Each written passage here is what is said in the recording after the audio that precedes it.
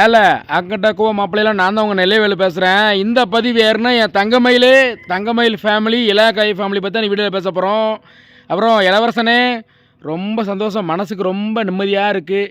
இப்போ தான் நான் சொன்ன ஒரு விஷயத்தை நீங்கள் கேட்டுட்டு கரெக்டாக செஞ்சுருக்கீங்க.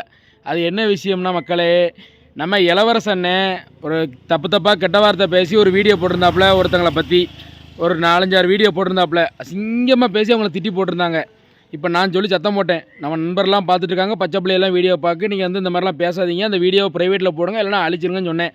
அதை கேட்டுட்டு என் பேச்சை கேட்டு வாழ்க்கையில் உருப்படியாக ஒரு விஷயம் செஞ்சுட்டேனே இளவரசனை. என் சொன்ன பேச்சை கேட்டு அந்த ஒரு வீடியோ சொல்லி அதை ப்ரைவேட்டில் போட்டு எனக்கு ரொம்ப சந்தோஷமாக இருக்குது.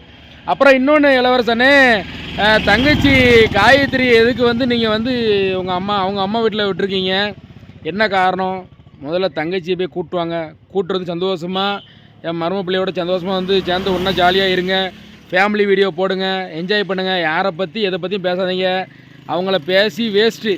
அவங்க 4 பேரும் உள்ளே போயிட்டாங்க, போய் இப்போ வந்து களி தின்னுக்கிட்டு இருக்காங்க. அதனால் செத்தவனுக்கு ஜாதகம் பார்த்து வேஸ்ட்டு, செத்துப்போன பாம்பு தண்ணி தொளிச்சு எந்திரிச்சிட்டான்னு பார்க்குறது வேஸ்ட்டு.